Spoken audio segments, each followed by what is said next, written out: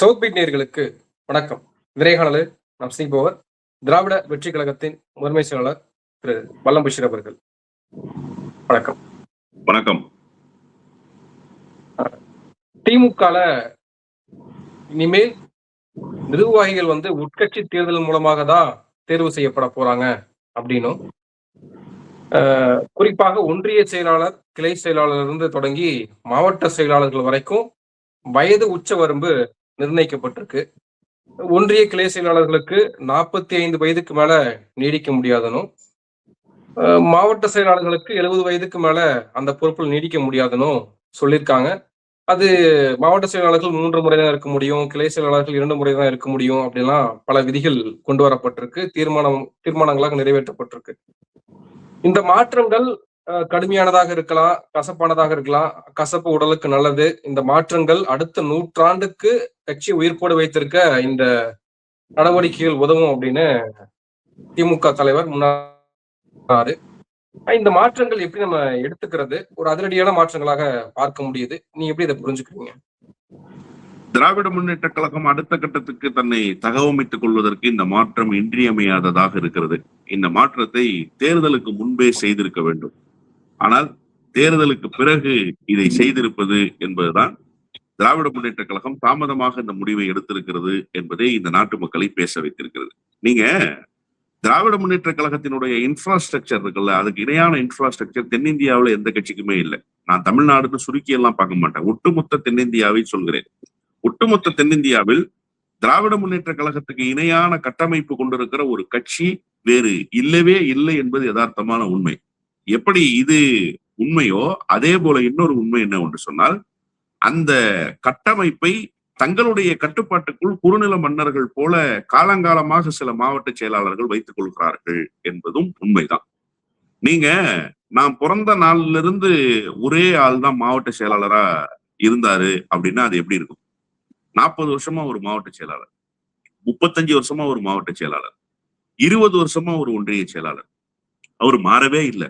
அப்ப புதியவர்கள் எப்படி நம்பிக்கையோடு வருவார்கள்? இப்ப புதுசா ஒரு அரசியல் கட்சி துவங்குறாங்க அப்படின்னா அதுக்கு இளைஞர்கள் போறாங்க அப்படிங்கிற அந்த விமர்சனத்தை நம்ம வைக்கிறோம்ல, அது எங்கிருந்து தொடங்குதுன்னு நம்ம பார்க்கணும்ல. அதிமுகவுக்கு இளைஞர்களுடைய வரவு இல்லை சார். ஏன்னா அதிமுக இளைஞர்களினுடைய நம்பிக்கையை ஈர்க்கிற கட்சியாக இல்லை, அது ஒரு ஜோக்கர்களின் கூடாரமாக மாறிச்சு. அப்ப திமுக இளைஞர்களை தன்மையப்படுத்திக் கொள்கிற இயக்கமாக இருக்கிற போது இளைஞர்கள் எந்த நம்பிக்கையோடு வருவாங்க? வந்தா தங்களுக்கு ஏதாவது ஒரு அங்கீகாரம் கிடைக்குமா? அப்படி அங்கீகாரம் இதுவரைக்கும் கண்ணு கட்டிய தூரம் வரை கிடைச்சிருக்கா? யாராவது ஒரு இளைஞர் மாவட்ட செயலாளராக இருக்கிறாருன்னு நீங்க சொல்லுங்க. இளைஞராக வந்த மாவட்ட செயலாளர்களுக்கெல்லாம் இன்னைக்கு 50 வயசு ஆயிப்போச்சு. எனக்கு தெரிய உதயினுடைய தேர்வில் சிற்றரசு தென் சென்னையில மாவட்ட செயலாளர் அவர் மட்டும்தான் இளைஞராக மாவட்ட செயலாளர் பொறுப்புக்கு வந்தார் அப்படின்னு நான் நினைக்கிறேன். அதுக்கு முன்னாடி அண்ணன் SS சிவசங்கர் வந்தாரு. இப்ப அவருக்கும் கிட்டத்தட்ட 50+ வயசு ஆயிடுச்சு. அப்ப இளைஞர்களுக்கு வாய்ப்பு என்பதே திராவிட முன்னேற்ற கழகத்தில் இருக்காதுங்கிற ஒரு சூழலாலதான் திராவிட முன்னேற்ற கழகத்தை நோக்கி வர்ற புதுரத்தங்களினுடைய அந்த வருகை என்பது குறைந்து போனது.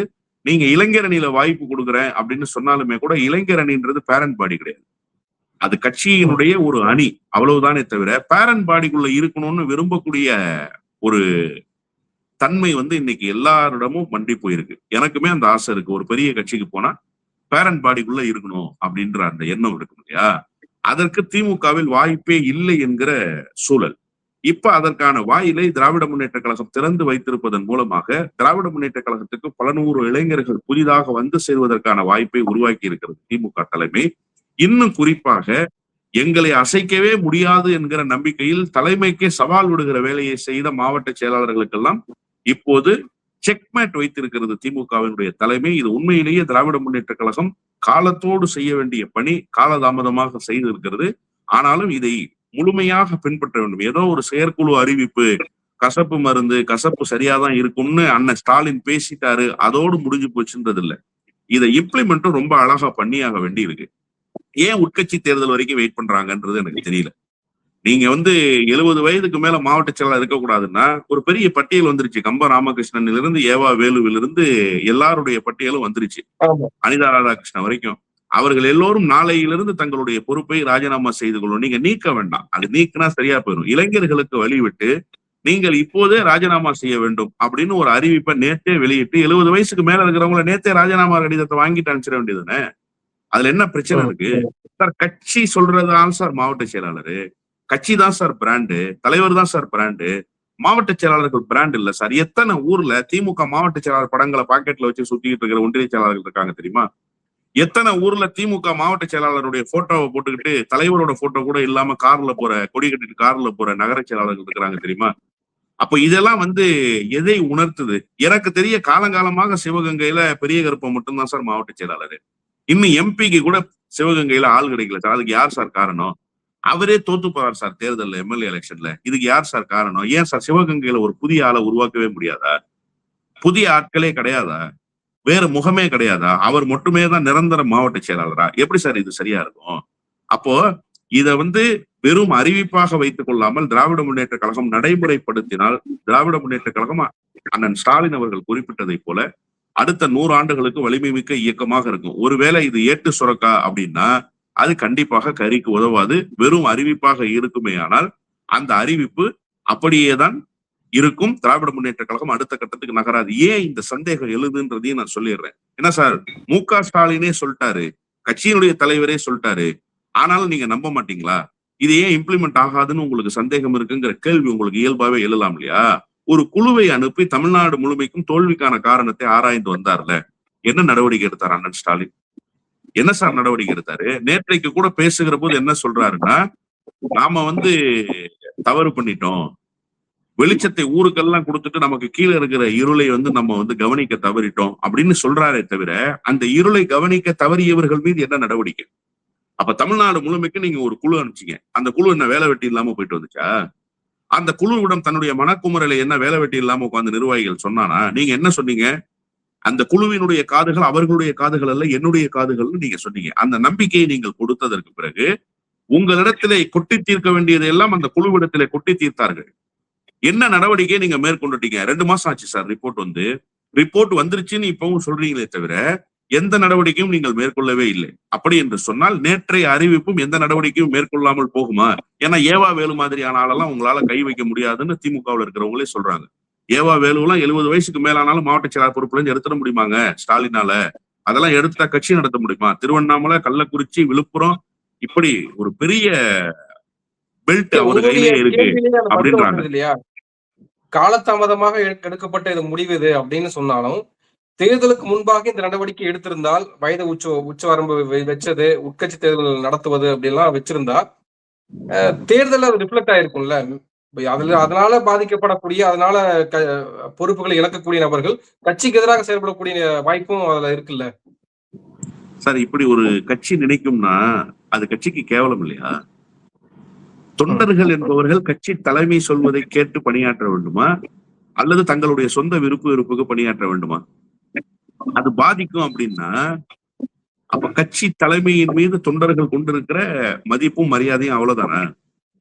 நான் மாவட்ட செயலாளரா இருந்தாதான் கட்சி ஜெயிக்கணும், நான் மாவட்ட செயலாளரா இல்லைன்னா கட்சி தோத்து போயிடணும்னு நினைச்சா அந்த தொண்டன் இந்த கட்சிக்கு தேவையான்ற முடிவை யார் எடுக்கணும்? கட்சி தலைவர் தானே எடுக்கணும். எனக்கு சீட்டு கிடைச்சா கட்சி ஜெயிக்கட்டும், எனக்கு சீட்டு கிடைக்கலன்னா கட்சி தோக்கட்டும். அந்த தொண்டன் தேவையா இல்லையான்ற முடிவை யார் எடுக்கணும்? தலைவர் தானே எடுக்கணும். இதை காரணம் காட்டி மறுசீரமைப்பு செய்யாமல் ஒரு கட்சிக்கு நகர்ந்து போகும்னா அதை விட ஒரு மோசமான நடவடிக்கை வேறொன்று இருக்குமான்னு நான் கேட்கிறேன். அப்போ கட்சி தலைவருக்கு தொண்டர்கள் பயப்படல, நிர்வாகிகளுக்கு கட்சி தலைவர்கள் பயப்படுகிறாங்க. அப்படித்தானே நாங்க எடுத்துக்க வேண்டியிருக்கத. நீங்க எப்படி சார் அதை சொல்ல முடியும்? இந்த தொண்டன் நாளைக்கு வேலை செய்யாம போயிடுவான், இந்த நிர்வாகி நாளைக்கு வேலை செய்யாம போயிடுவாங்க. கட்சி யாரை காட்டுகிறதோ, அது புதியவராக இருக்கலாம், பழையவராக இருக்கலாம், வேறொரு இயக்கத்திலிருந்து வந்தவராக இருக்கலாம், யாரை அடையாளம் காட்டுகிறதோ அவரை வெற்றி பெற வைக்க வேண்டும் என்பதுதானே நோக்கம். அதுதானே ஒரு நிர்வாகிக்கு நல்ல அழகாக இருக்க முடியும். நீங்க குறை நிறைகளை தலைமை கிட்ட சொல்லலாம், இந்த கேண்டிடேட் சரியில்லை, வேற கேண்டிடேட்டை மாத்தி போடுங்க சொல்லலாம், அதுல ஒண்ணும் தப்பு கிடையாது. ஆனா நான் தோற்கடிப்பதற்கான வேலையை செய்வேன் அப்படின்னு சொன்னா அந்த தொண்டன் இந்த இயக்கத்துக்கு தேவைப்படுகிறானான்ற முடிவை திமுக தலைமை தானே எடுக்கணும். அப்ப அந்த அளவுக்கு பலகீனப்பட்டு போயிருக்கா திமுக தலைமைன்ற ஒரு கேள்வி இருக்கு. எனவே இதையெல்லாம் சரி செய்துதான் திராவிட முன்னேற்ற கழகத்தை அடுத்த கட்டத்துக்கு நோக்கி நகர்த்த முடியுமே தவிர வெறும் தீர்மானங்களை நிறைவேற்றுவதன் மூலமாகவோ வெறுமனே மேடையில் பேசுவதன் மூலமாகவோ திராவிட முன்னேற்ற கழகத்தை அடுத்த கட்டத்துக்கு நகர்த்திவிட முடியாது என்பதுதான் யதார்த்தமான உண்மை. வயது உச்சவரம்புன்னு வச்சா அது தலைவருக்கு பொருந்தாதா, பொதுச் செயலாளருக்கு பொருந்தாதா, குறிப்பாக துணை பொதுச் செயலாளர்கள் இருக்காங்க, அவங்களுக்கெல்லாம் இது பொருந்தாதா வயது உச்சவரம்பு? இது மட்டும் எப்படி ஏத்துக்க முடியும் அப்படின்னு ஒரு கேள்வி வருது இல்ல? இல்ல, கண்டிப்பா ரொம்ப நல்ல கேள்வி. இதுல கவனிக்க வேண்டியது என்ன அப்படின்னா, தலைவரை தவிர ஏனையோருக்கு இது பொருந்தும். ஏன் தலைவருக்கு பொருந்தாதுன்னு நான் சொல்லிடுறேன். தலைவரை காட்டி தான் சார் இயக்கம். ஜெயலலிதாவால் தான் அதிமுக, கலைஞரால் தான் திமுக, இன்னைக்கு அண்ணன் மு.க. ஸ்டாலினால் தான் திமுக. இன்னொன்று, இப்போதும் அண்ணன் மு.க. ஸ்டாலின் அடுத்த கட்டத்துக்கு வாய்ப்பு தருவதற்கு தயாராகவே நகர்ந்து போகிறார். கலைஞரும் அடுத்த கட்டத்துக்கு வாய்ப்பு தருவதற்கு தயாராகவே தான் நகர்ந்து போனார். அவர் ஒன்னும் தலைமை பொறுப்பை நானே வச்சுக்கிட்டு உட்காந்துக்கிறேன், ஒரு ஆளை உருவாக்கவே மாட்டேன் அப்படின்னு சொல்லல. இங்க என்ன சிக்கல் இருக்குன்றத நல்லா நீங்க புரிஞ்சுக்கணும். மாவட்ட செயலாளர்கள் தங்களுக்கு அடுத்தபடியாக அல்லது தங்களுக்கு பிறகு இந்த இயக்கத்தை நடத்துவதற்கு ஒருவரை தயார் செய்து வைத்திருக்கிறாரா மாவட்டத்துக்குள்ள? ஒரு ஆளுமையை மாவட்ட செயலாளர் அங்கீகரிக்கிறாரா அப்படிங்கிறது ரொம்ப முக்கியம். அப்படி எதுவுமே செய்யறதில்ல எந்த மாவட்ட செயலாளர். எங்க எவனாவது ஒருத்தன் வளர்ந்தா அது தன்னுடைய இருப்புக்கு ஆபத்து வந்துருமோன்னு மாவட்ட செயலாளர்கள் நினைக்கிறாங்க. ஆனா தலைவர்கள் அப்படி அல்ல. கலைஞர் அண்ணன் மு.க. ஸ்டாலினை அங்கீகரித்தார். அண்ணன் மு.க. ஸ்டாலினுடைய உயரத்தை பார்த்து ரசித்தார். அண்ணன் மு.க. ஸ்டாலின் அடுத்த கட்டத்துக்கு வருவார் என்கிற நம்பிக்கையை கொடுத்தார். இன்னைக்கு அண்ணன் மு.க. ஸ்டாலின் உதயநிதி ஸ்டாலின் வருகிறார் என்கிற நம்பிக்கையை கொடுத்திருக்கிறார். மு.க. ஸ்டாலின் உதயநிதி ஸ்டாலின் தான் இந்த இயக்கத்தை வழிநடத்த போகிறார் என்கிற அந்த தன்னம்பிக்கையை இயக்கத்துக்குள் வளர்க்கிறார். இப்ப தலைவர்களுக்கு பிரச்சனை இல்லை. கண்டிப்பாக பொதுச் செயலாளருக்கு வயது வரம்பு தேவை. இப்ப இருக்கிற பொதுச் செயலாளருக்கு காதும் கேட்க மாட்டேங்குது, அவர் என்ன பேசுறாருன்னு அவருக்கும் புரிய மாட்டேங்குது. கேள்வி கேட்டா பத்திரிகையாளர்கள்ட்ட ஏடா கூடமா பதில் சொல்லிடுறாரு. இன்னொன்று, அவரால் செயல்படவே முடியல. ஒண்ணு வேணாம், நான் ரொம்ப சிம்பிளா கேட்கிறேன். ஒரு கல்யாணம் நடக்குது கிருஷ்ணகிரிக்குள்ள, தலைவர்கிட்ட தேதி கேட்கிறாங்க. தலைவரால அன்னைக்கு வர முடியாதுன்னு சொல்லிடுறாரு. வேறு ஒரு நிகழ்ச்சி இருக்கு, வர முடியாதுங்கிறாரு. மாவட்ட செயலாளர் விட்டு திருமணம்னே வச்சுக்கோங்க. அடுத்து யார்கிட்ட தேதி கேட்கணும்? பொதுச் செயலாளர்கிட்ட தேதி கேட்கணும். பொதுச் செயலாளர் கிருஷ்ணகிரிக்கு டிராவல் பண்ணி போற நிலைமையில இருக்காரா? அப்ப எதுக்கு பொதுச் செயலாளர்? Daily day to day routine கட்சி நடவடிக்கைகளை வந்து பார்க்கக்கூடிய நிலைமையில இருக்காரா பொதுச் செயலாளர்? அப்புறம் எதுக்கு பொதுச் செயலாளர்? அப்ப கட்சியினுடைய நடவடிக்கையை கவனிப்பதற்கு கூட முடியாத வயதான தள்ளாத நிலையில் இருப்பவரை பொதுச் செயலாளர் வச்சுக்கிட்டு என்ன நீங்க பண்ண போறீங்க? ஏன் அண்ணன் ஆற்காடு வீராசாமி ஓய்வு எடுக்கலையா? கட்சியினுடைய பொருளாளர் சார், கட்சியினுடைய பொருளாளராக பணியாற்றியவர் ஓய்வு எடுக்கலையா? இப்போ அது மாதிரி போய் ஓய்வு எடுக்க சொல்லுங்க. அடுத்து பொருளாளருக்கு கண்டிப்பாக வயது வரம்பு தேவை. பொருளாளர், பொதுச் செயலாளர், துணை பொதுச் செயலாளர் எல்லாருக்கும் தேவை. தலைவருக்கு அது பொருந்தாது. ஏன்னா தலைவர் தான் சார் பிராண்டு, தலைவர் தான் முகம். தலைவரை காமிச்சுதான் இந்த இயக்கம், இந்த கொள்கை கோட்பாடு இதெல்லாம் அடிபட்டு போச்சு. அதெல்லாம் பேசிக்கிட்டு இருந்த கம்யூனிஸ்டுகளை இன்றைக்கு என்ன ஆயிடுச்சுன்னு கேட்டீங்கன்னா, அடையாள அரசியலுக்குள் வந்துட்டாங்க. அவங்களே இப்ப அந்த கொள்கை கோட்பாட்டுக்குள்ள எல்லாம் இல்ல, கொஞ்சமாவது பின்பற்றுகிறார்கள், அது என்பது வேறு. ஆனா அந்த அடையாளத்துக்குள்ளேயே இருக்கிறார்களான்னு கேட்டா இல்ல. அவர்களும் தனி மனித அடையாளத்துக்குள் வந்து விட்டார்கள். பிரகாஷ் காரத், பிருந்தா காரத் இப்படி வந்துருச்சு அந்த இயக்கம். அதுலயும் பெரிய இதெல்லாம் இல்ல. அப்ப அப்படி இருக்கிற போது திராவிட முன்னேற்ற கழகம் போன்ற மாநில கட்சி அது அண்ணன் ஸ்டாலினை முன்னிறுத்தி தான் இயங்கும், உதயநிதி ஸ்டாலினை முன்னிறுத்தி தான் இயங்கும். எனவே அவர்களுக்கு அந்த பிரச்சனை இல்லை. இன்னொன்று நான் ஒண்ணு கேட்கிறேன். இப்ப வயதை நிர்ணயித்து விட்டு இந்த மாவட்ட செயலாளர்களை அப்புறப்படுத்துவதற்கு என்ன காரணம்னு நீங்க நினைக்கிறீங்க?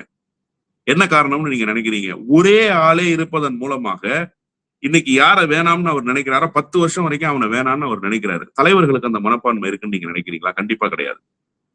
கிருஷ்ணகிரி மாவட்ட செயலாளரும் தன்னுடைய தொண்டன் தான், சேலம் மாவட்ட செயலாளரும் தன்னுடைய தொண்டன் தான் நினைக்கக்கூடிய மனப்பக்குவம் தலைவர்களிடத்துல இருக்கு. தலைவர்கள் கோஷ்டி பூசலை உருவாக்குவதில்லை, தலைவர்கள் பாரபட்சம் காட்டுவதில்லை. ஆனா மாவட்ட செயலாளர்கள் அதை காட்டுறாங்க. இந்த ஒன்றிய செயலாளர் நம்ம அணி இல்ல, அவன் மாற்று அணி அப்படின்னு முடிவு பண்ணிட்டா 10 வருஷம் வரைக்கும் அந்த ஒன்றிய செயலாளர் மாற்று அணியிலேயே இருக்கணுங்கிற கட்டாயத்தை மாவட்ட செயலாளர்கள் உருவாக்கிடுறாங்க. ஒரு கோஷ்டி உருவாயிடுச்சுன்னா அதை தொடர்ந்து தவிர்க்கிறது, அவர்களுடைய படங்களை போடக்கூடாதுன்னு சொல்றது, அவர்களுடைய பெயரை நோட்டீஸ்ல அச்சடிக்க கூடாதுன்னு சொல்றது. இந்த அரசியல் நடக்குதா இல்லையா? இதெல்லாம் மாவட்ட செயலாளர் செய்யறாங்களா இல்லையா? அப்போ இந்த மாதிரியான வேலைகளை தடுத்து நிறுத்துவதற்கு, கட்சியை எல்லா பக்கமும் கொண்டு போய் சேர்ப்பதற்கு, கட்சிக்கு புது ரத்தம் பாய்ச்சுவதற்கு இது தேவைப்படுகிறதே தவிர தலைவருக்கு அது தேவைப்படவில்லை. பொதுச் செயலாளருக்கும் பொருளாளருக்கும் தேவையான கண்டிப்பா பொதுச் செயலாளருக்கும் பொருளாளருக்கும் அது தேவை. பின்னையே அதாவது இப்போ குறிப்பாக சேகர்பாபு அவர்கள் மீது நிறைய குற்றச்சாட்டுகள் முன்வைக்கப்பட்டுச்சு. அது வந்து சென்னையில பல இடங்கள், சென்னை வந்து திமுகவினுடைய கோட்டை என்று கருதப்பட்ட இடங்கள்ல மிகப்பெரிய பின்னடைவு சந்திச்சிருக்கு, தோல்வி அடைந்திருக்காங்க அப்படின்னா, அதற்கு முக்கிய காரணம் மாவட்ட செயலாளரா இருக்கக்கூடிய சேகர் பாபு அவர்கள் தான் அப்படின்னு நிறைய குற்றச்சாட்டுகள் முன்வைக்கப்பட்டுச்சு. ஆனால் அவர் மீது இப்போது என்ன நடவடிக்கை எடுக்கப்பட்டிருக்குன்ற ஒரு கேள்விதானே. அது உடனடியாக அதுக்கான வாய்ப்புகளே இல்லாம தானே இருக்கு. அதாவது நான் அதைத்தான் பெயரை குறிப்பிடாமல் யாரின் மீதும் தனிப்பட்ட விருப்பு வெறுப்பை வெளிப்படுத்தாமல் பொதுப்படையாக சொன்னேன். நீங்க வந்து தோல்விக்கான காரணத்தை ஆய்வு செய்ய குழு அனுப்பிச்சீங்க. அந்த குழுவில் என்னென்ன குறைகளை தொண்டர்கள் சொன்னார்களோ, நிர்வாகிகள் சொன்னார்களோ, அதை கேட்டுக்கொண்டு அப்படியே இருந்து விட்டீர்களேன்னு கேட்டேன். அதுதான் இம்ப்ளிமெண்டேஷன் ஆகல அப்படின்றதுக்கான அர்த்தம். உண்மையிலேயே அது வருத்தத்துக்குரியதுதான். ஏன்னா திமுகவினுடைய தோல்வி என்பதை தாண்டி தலைநகர் சென்னையில் உதயநிதி ஸ்டாலினும் சேகர் பாபுவும் தவிர்த்து எல்லோரும் தோல்வி சார். எல்லோரும் தோல்வி. இந்த பக்கம் பல்லாவரத்திலிருந்து எடுத்துக்கிட்டீங்கன்னா அந்த பக்கம் ஆவடி வரைக்கும் ஒட்டுமொத்தமாக தோல்வி சார். இந்த தோல்விக்கு என்ன காரணம்னு அந்த குழு போச்சு இல்லையா, அந்த குழு கிட்ட தொண்டை சொல்லியிருப்பான்ல, அதை கொஞ்சமாவது கவனத்தில் எடுத்துக்கொண்டதா திமுக தலைமை? அப்ப தொண்டனுக்கு எப்படி நம்பிக்கை வரும்?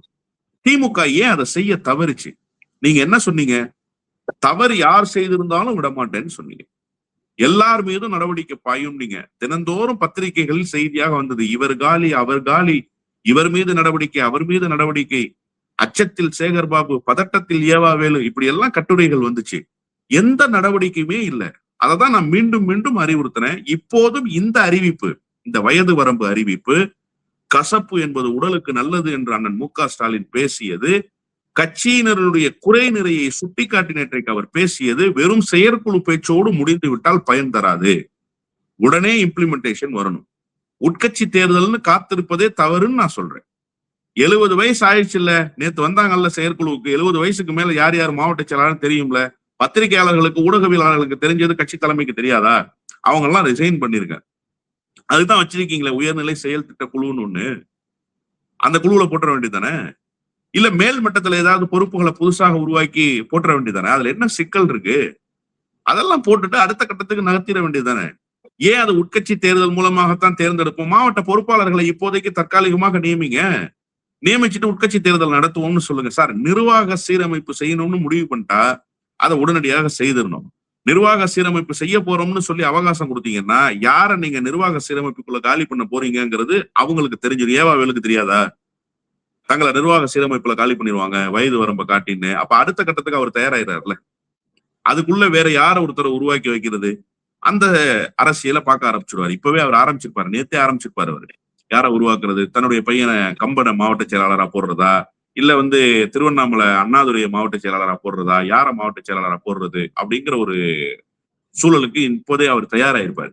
அப்ப இந்த அவகாசத்தை கொடுத்து நீங்கள் என்ன செய்ய போகிறீர்கள் என்பதுதான் கேள்வி. மாற்றம் என்பது உடனடியாக இருக்க வேண்டும்ல.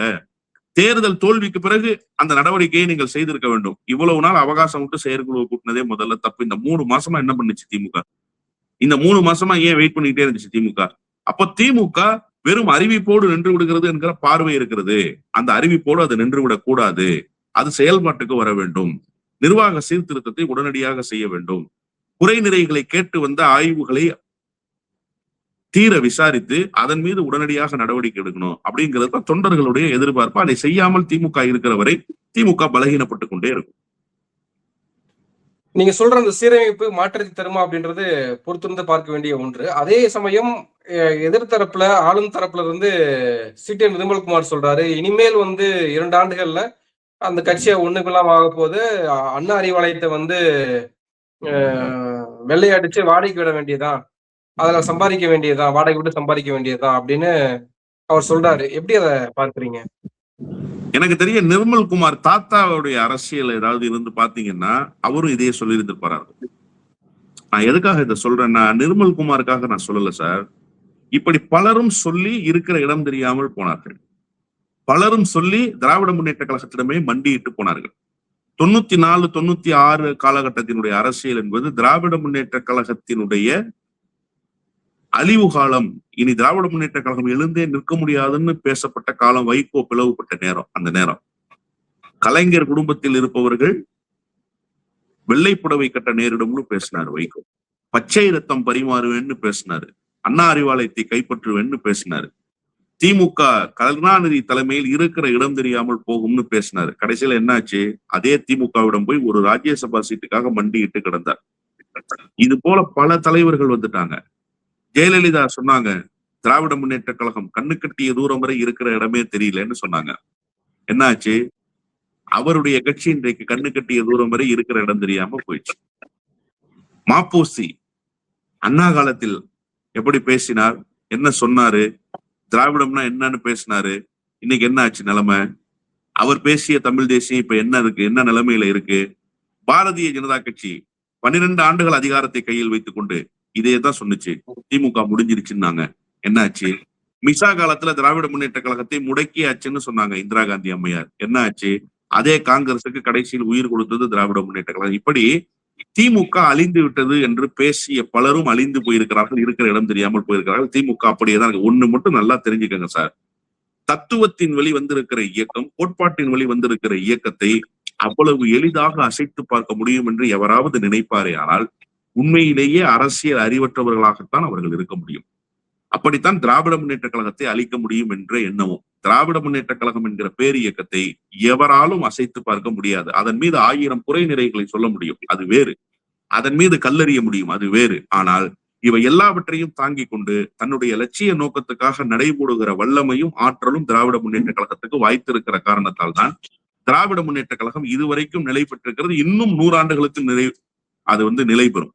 ஒண்ணு என்ன அப்படின்னு கேட்டீங்கன்னா, சின்ன சின்ன மாறுதல்களுக்கு திராவிட முன்னேற்ற கழகம் உட்படுமே ஆனால் அது இன்னும் வலிமை மிக்க இயக்கமாக இருக்கும். இந்த வலிமை போதாது, இன்னும் கூடுதல் வலிமை பெற வேண்டிய கட்டாயம் திராவிட முன்னேற்ற கழகத்துக்கு இருக்கிறது. அது அத்தகைய கூடுதல் வலிமையை பெறுவதற்கான சூழல்களை உருவாக்க வேண்டும் என்றுதான் பேசிக் கொண்டிருக்கிறோமே தவிர திமுக அழிஞ்சு போயிடும், அதனால திமுகவை காப்பாற்றணும், திமுகவை எந்த கும்பனாலும் அழிக்க முடியாது, திமுகவை எந்த அரசியல் சக்தியாலும் ஒழித்து கட்டிவிட முடியாது. அதற்கு அப்படி ஒரு தன்மை, அப்படி ஒரு ஆற்றல், அப்படி ஒரு பேராளுமை வாய்த்திருக்கிற கட்சி அந்த கட்சி.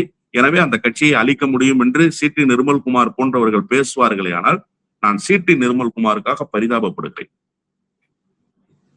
இன்னொரு பக்கம் காங்கிரஸ் கட்சியினர், குறிப்பாக மாணிக்கம் தாக்கூர் விமர்சனம் பண்ணியிருக்காரு தாவைக்க ஆட்களை. அவர்கள் இன்னும் ரசிகர் மன்ற ஆட்களாகவே இருக்கிறாங்க அப்படின்னு.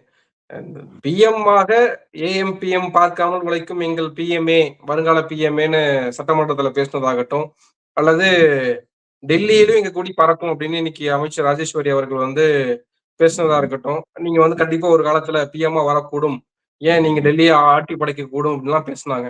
இப்போ இது பற்றி மாணிக்கம் தாக்கூர் பேசுகிற போது, இல்ல எங்களால் தான் அவங்க ஆட்சிக்கே வந்தாங்க, அவர்கள் ஆட்சிக்கு வந்ததுக்கு காரணமே ராகுல் காந்தி தான் அப்படின்னு இன்னைக்கு சொல்றாரு, விமர்சனமும் பண்றாரு. எப்படி அதை பாக்குறீங்க, புரிஞ்சுக்கிறீங்க?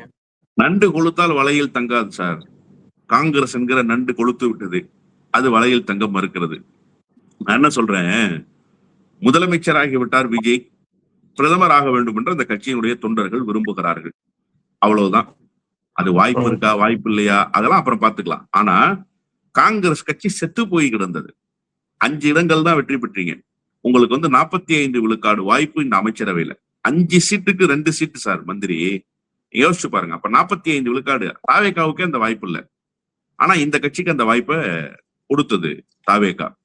நீங்க ஏறக்குறைய அரை நூற்றாண்டுகளுக்கு பிறகு தமிழ்நாட்டில் அதிகாரத்தில் அங்கம் வகிக்கிற வாய்ப்பை தாவேகா உங்களுக்கு உருவாக்கி கொடுத்தது. ஆனா இன்னைக்கு நீங்க என்ன சொல்றீங்கன்னா, அமித்ஷா உங்களை காலி பண்ணிருப்பாரு, எடப்பாடி பழனிசாமியை தான் முதலமைச்சர் ஆக்கியிருப்பாரு, ராகுல் தான் போன் போட்டு உங்களை காப்பாத்தினார். ராகுல் தன்னையே காப்பாற்றிக் கொள்ள முடியாத நிலையில் இருக்கிறார், காங்கிரஸையே காப்பாற்ற முடியாத நிலையில் இருக்கிறார். தாவேகாவினுடைய அரசை ராகுல் தான் காப்பாற்றினார் என்று திமிருத்தனமாக பேசுகிற மாணிக்கம் தாக்கூருடைய பேச்சு எப்படி சரியாக இருக்கும்? அப்போ காரியமாகும் வரை காலை பிடிப்பதும் காரியம் முடிந்தவுடன் காலை வாருவதும் காங்கிரஸ் கட்சியினுடைய ரத்தத்தில் கலந்திருக்கிற ஒரு விஷயம். காங்கிரஸ் கட்சியினுடைய ஜீனே துரோகத்தால் உருவாக்கப்பட்டதுதான். அந்த ஜீன்லயே துரோகம் இலையோடி போயிருக்கு. அப்படித்தான் திமுகவிடம் கெஞ்சி கெஞ்சி கெஞ்சி கெஞ்சி தேசிய ஜனநாயக கூட்டணியிலிருந்து ஐக்கிய முற்போக்கு கூட்டணி உருவாவதற்கு கலைஞரை காரணம் காட்டினார்கள், கலைஞரிடத்திலே மன்றாடினார்கள். அதன் பிறகு என்ன நடந்தது? 2011 தேர்தல்ல மாடியில சிபிஐ வச்சுக்கிட்டு கீழே தொகுதியை கூடுதலாக கேட்டு பெற்று திமுக எதிர்கட்சி நிலையை கூட அடைய முடியாத சூழலை உருவாக்கினார்கள். அதே மாதிரிதான் இப்ப தாவேகாவுக்கு வலிய சென்று ஆதரவு தெரிவிச்சு, அதுக்கு முன்னாடி தாவேகாவுக்கு தூது விட்டு தாவேகாவோடு உறவாடுவதற்கு, கள்ள உறவு வைத்துக் கொள்வதற்கெல்லாம் முயற்சி செய்து, அதன் பிறகு தேர்தல் முடிவு அறிவித்து மறாவது நாள் பத்திரிகைகளில் செய்தி வருவதற்கு முன்பாகவே போய் ஆதரவு தெரிவிச்சுட்டு, உங்களோடு நாங்க நிற்கிறோம்னு சொல்லிட்டு மந்திரி சபையில பங்கேற்று விட்டு, இப்ப எங்களாலதான் இந்த ஆட்சி இருக்குன்னா தாவேகா முடிவெடுக்கும். இந்த காங்கிரஸ் தேவையா? இந்த காங்கிரஸை வைத்துக் கொண்டுதான் இனி அடுத்த கட்ட நகர்வுக்கு போக போகிறதா என்பதை தாவேகா தான் முடிவு செய்ய வேண்டும். மொத்தத்தில் அவர் ரொம்ப கேலியும் கிண்டலுமாக பேசி இருக்கிறார் மாணிக்கம் தாகூர். விஜய் பொதுவா பேசவே மாட்டாரு, அதனால நேரம் வரும்போது பேசுவார்னா என்ன சொல்றீங்க முதலமைச்சரை? இது உதயநிதி ஸ்டாலின் வைத்த குற்றச்சாட்டு. உதயநிதி ஸ்டாலின் சொன்னார், பேசுங்க சிஎம், ஏன் பேச மாட்டேங்கிறீங்கன்னாரு. அவர் எதிர்கட்சி. ஆனா நீங்க கூட்டணியில் அங்கம் வகித்துக் கொண்டு விஜயை கிண்டல் பண்றீங்க. ரசிக மனப்பான்மையில் இருக்காங்கன்னு ஒரு அரசியல் கட்சியை பார்த்து நாங்க சொல்லலாம் சார். கூட்டணியில இருக்கிற நீங்க எப்படி சொல்லலாம்? கொஞ்சமாவது வைகோவை பார்த்து கத்துக்கங்க. கூட்டணியில இருந்தா எப்படி பேசணும்னு மாணிக்கம் தாகூர் வைகோவை பார்த்தாவது கற்றுக்கொள்ள வேண்டும் என்று நான் சொல்கிறேன். கிராச் பண்ணி பாக்குறாரு தாவேகாவை. தாவேகா தாக்கு பிடிக்குதான்னு பார்க்கணும், இல்ல தாவேகா எதிர்வினையாற்றதான் பார்க்கணும். எனக்கு என்னன்னா, தாவேகாவை யார் பேசினாலும் நான் விடமாட்டேன் என்று சொல்கிற ஆதவ் அர்ஜுன் ஏன் மாணிக்கம் தாகூர் பேசுனதுக்கு பிறகு நவதுவாரங்களை மூடிக்கிட்டு இருக்காரு?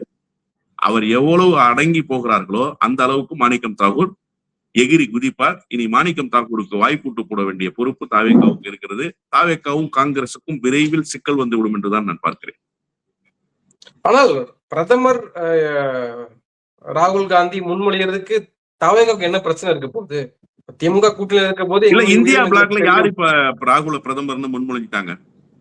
ஹேமந்த் சோரன் முன்மொழிஞ்சிட்டாரா?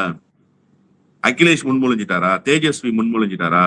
மம்தா பானர்ஜி முன்மொழிஞ்சிட்டாங்களா? அரவிந்த் கெஜ்ரிவால் முன்மொழிஞ்சிட்டாரா? யார் முன்மொழிஞ்சிருக்காங்க? ஏன் தாவேகாவிட்ட மட்டும் நீங்க அந்த எக்ஸ்பெக்டேஷன் வச்சிருக்கீங்க? இதே மாணிக்கம் தாகூர் என்ன சொல்றாரு? தாவேகாவுக்கு எம்பி இல்ல, அதனால அவங்க இந்தியா பிளாக்ல இல்லன்றாரு.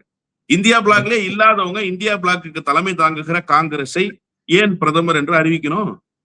வரட்டுமே பார்ப்போம். அது வரைக்கும் வெயிட் பண்றாங்க அவங்க. இந்தியா பிளாக்ல அவங்க இருக்காங்களா சார்? தமிழ்நாட்டுல தாவேகா கூட்டணியில காங்கிரஸ் இருக்கு, அகில இந்திய அளவுல காங்கிரஸ் கூட்டணியில தாவேகா இல்ல. அதான் தாவேகாவுடைய நிலைப்பாடு. அகில இந்திய அளவில் காங்கிரஸ் கூட்டி எந்த கூட்டத்திலாவது தாவேகா பங்கேற்று இருக்கா? அப்புறம் எப்படி தாவேகா பிரதமர் வேட்பாளர்னு ராகுல முன்மொழியணும்னு அவர் எதிர்பார்க்கிறாரு? அந்த எதிர்பார்ப்பே முதல்ல தவறு.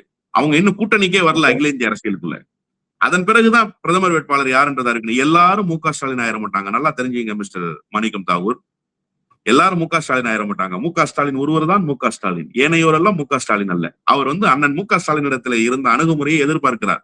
அதை விஜய் செய்ய மாட்டார். அப்படி எதிர்பார்ப்பாரானால் அந்த எதிர்பார்ப்பு ஏமாற்றத்தில் முடியும். நன்றி. நிறைய விஷயங்களை பகிர்ந்துருக்கீங்க. உங்க நேரத்துக்கு மிக்க நன்றி.